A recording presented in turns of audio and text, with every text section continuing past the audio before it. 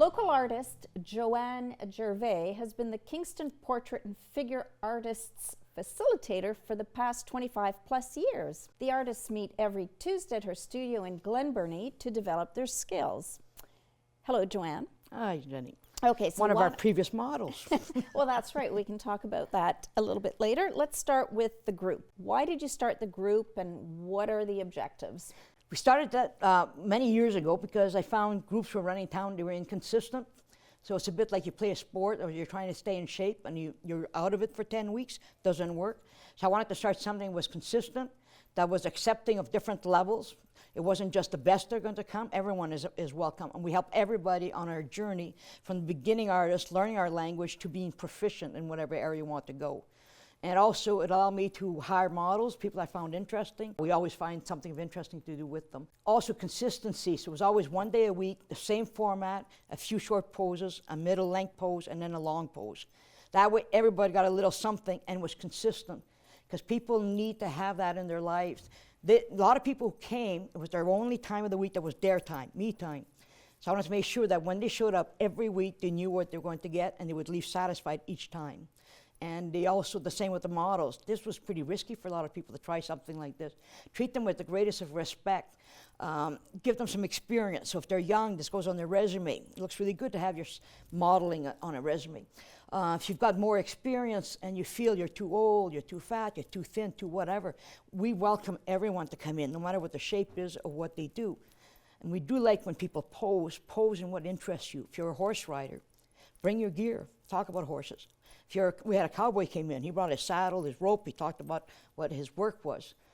We had a Viking king come in, and he spoke about, we learned a lot about Vikings that day. They were little complex people. They were the first fashion aficionados in the world. Everything had to match. But we also have new models that come in that it's their first time, so they come to our group because they're very safe with the group. And it's not a lot of people, no one's allowed in and out, so we control the environment. And he also has a stage with a backdrop, which is important to feel the security of being in there. And you don't have a bunch of kids that are yakking while you're trying to pose new for the first time, you're terrified. We make sure it's a comfortable environment. So tell me about the artists that come to the group. What age group, what skill level? We've had people that have come in that are 17, 18. We usually take them above 18. If they're 17, they're going to college and need extra training, they'll come to us. So if they're going into animation, Sheridan, or fine arts somewhere, they need a portfolio and they need certain things created, they'll come to us and we'll help them build their portfolio. Or we'll help them with training, and some people bring tablets in, some bring canvas, paper, pastels, oils, acrylic, watercolor, whatever they need as a medium. So we let them choose your medium, choose your support, and tell us what the goal is, and we as a group help everybody to get there. Do you also provide supplies? Or? We tell people, bring what you have from home. Don't buy anything till you borrow something from us. So if you see something that, oh, I like pastels, I've never used them, we'll loan you pastels to try. If you like it, then go and buy some. We tell you what to purchase, where to put your money, and we can buy them in bulk together too. So we try and get people not to waste money by buying stuff they're not going to use. Try it first. And we start with basic supplies, one color work at first, so just charcoal, pencils, those things. But I show people what the differences are between different types of charcoal pencils, pastel pencils. They don't realize there's different kinds of graphite pencils. They don't know how to use erasers. So we say, we'll show you how to use an eraser, how to sharpen, how to stroke, how to do line work, how to make everything interesting. Art, we teach it as a language, A, B, C. So you're 13 years in school to learn to write English. Doesn't make you Margaret Atwood, but you can be proficient and communicate. Art is a language, it's a way of communicating. People come in, I want to do a portrait today. Oh, you want to write a novel? Not going to happen. I want to show you how to write the words first. I want to show you how to put sentences together. So in art, that would be, if I was doing a line, so say I want to do, this is boring. But this line here has a bit of life. It tells me where the light is, it's active. If I want to show somebody that's angry, I make my line angry. If I want to show somebody who's happy, I make it happy. So just with a straight line, we can say a lot. So we start that way. We show people how to use their hands. So if most artists come in and doing this, they say, well, that's the only flexibility you have. Slide it to your finger, and then you can get this much. But if you use your whole shoulder, you can make a whole circle like that. If you're standing, you can make a massive circle.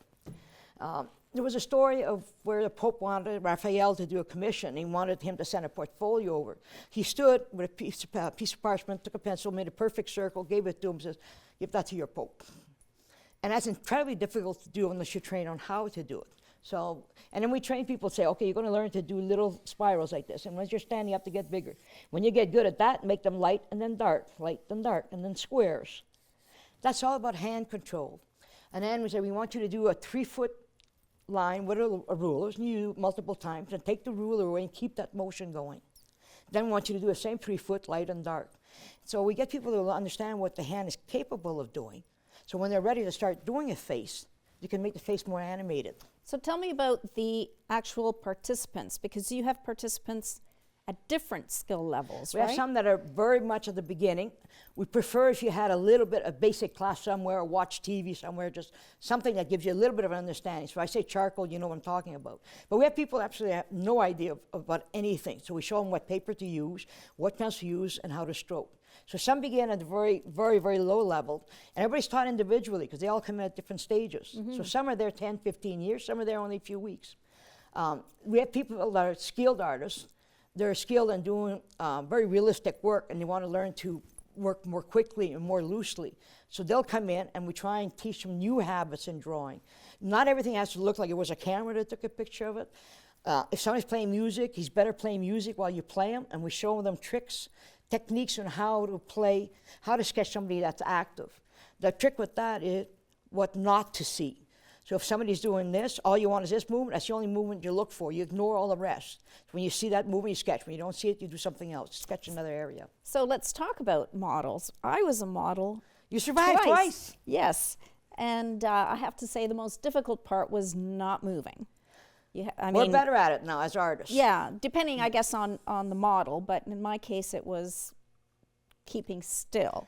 We need to distract you, so we make sure there's music there, and our music is designed that every 2-3 songs changes a style. So you might be 2-3 in country and western, 2-3 heavy metal, whatever it is. You can stand any music as long as no more than 3 songs. But what the change-up does keeps the model alert because they don't know what's coming. And they say, oh, that's kind of a new song, so the alertness is there. Sometimes we'll ask questions because the model starts to drift, so you ask them, what's your job, what do you do?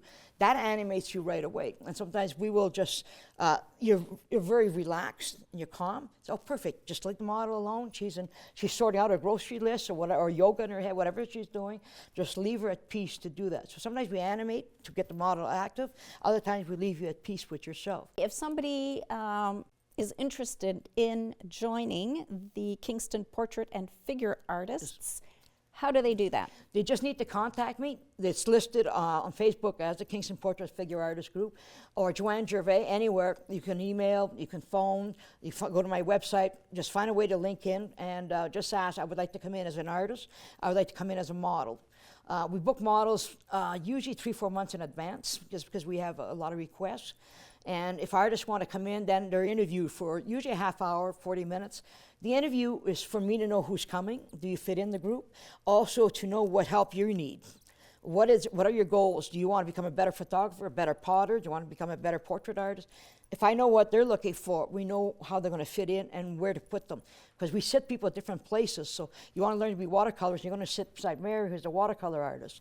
You want to learn to do oils, then you're going to sit beside me or Georgia. So once I know who the person is and what they want to do, we know where to put them in the group. And modeling, the first 15 minutes is the hardest. And then you realize, I'm still alive, everybody's happy, I guess it's okay, I can relax now. So the first 15 minutes, we tell people, she's not responsible for your drawing for 15 minutes because she needs to get into the groove of things.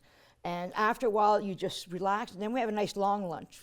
The reason we have a long lunch, you rest the models, and we socialize then. So the second half is much more calming because you know everyone now. They become your friend. Thank you very much for all that information. It's been great seeing you again. Thank you very much, Joanne. Thank you.